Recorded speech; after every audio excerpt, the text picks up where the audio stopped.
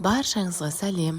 Бүгін мен сіздермен бананнан жасалынған кекс рецептімен бөліскім келіп отыр. Себебі бәрімізде болатын жағдай, банан желінбей қалып қояды, қарайып кетеді. Сол кезде тездетіп дәмді кекс пісіре қойыңызға болады. Бізге қажетті заттар: секер 100 грамм, сары май 120 грамм, еліктен өтілген ұн 150 грамм, 2 жұмыртқа, 2 бананымыз және бұл ыдыста бізде разрыхлитель, тұз және де ванилин.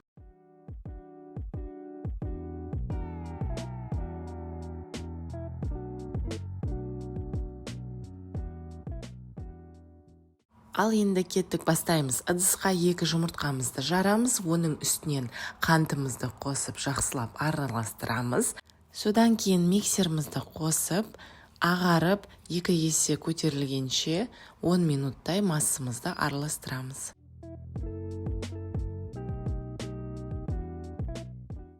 Мінекей, көріп тұрғандарыңыздай массамыз ағарып көтерілді.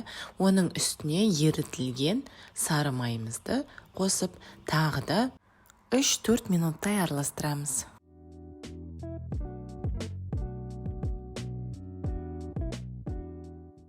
Келесі кезекте ұнымызды 2 бөлікке бөліп қосатын боламыз.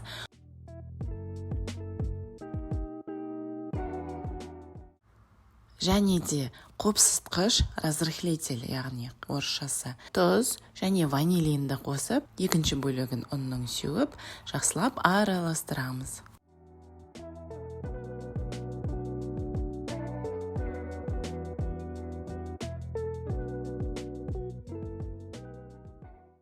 Енді бананның да кезегі келді. Осылай жақсылап басып езіп, бәрін бірге қосып, араластырып, формамызға құятын боламыз.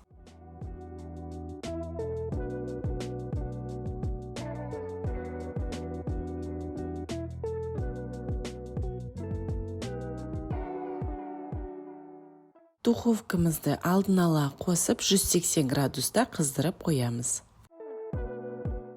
Мінекей, формамызды алып, оны жақсылап сары майды жан-жағына, астына бәріне жағамыз. Себебі дайын болған кезде формадан жеңіл шығарып алуымыз үшін.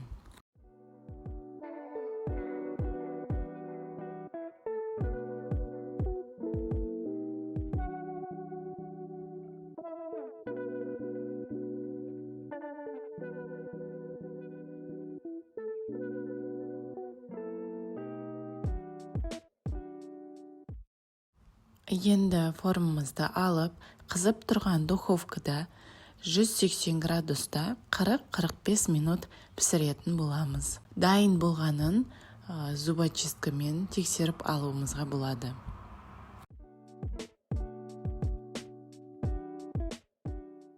Мінекей, кексімізді дайын болды. Енді духовкадан шығарып кішкене қоя тұрамыз, ысылығы басылғанша. Мен бірақ шыдай алмай формасынан шығарып дәмін көргім келді.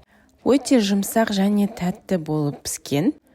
Тәтті жақсы көрмейтін болсаңыз, секерін аздап салуыңызға кеңес беремін. Себебі бананның өзі де тәтті жеміс болып келеді. Өзіңіздің қалауыңыз бойынша бетінен сахарный пудраны себуіңізге болады.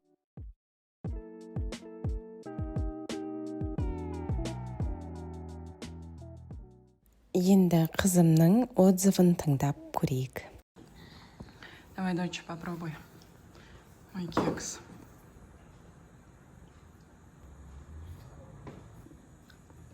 Как тебе на вкус? Влажный, сладкий и мягкий. Нравится? Да. Распылся.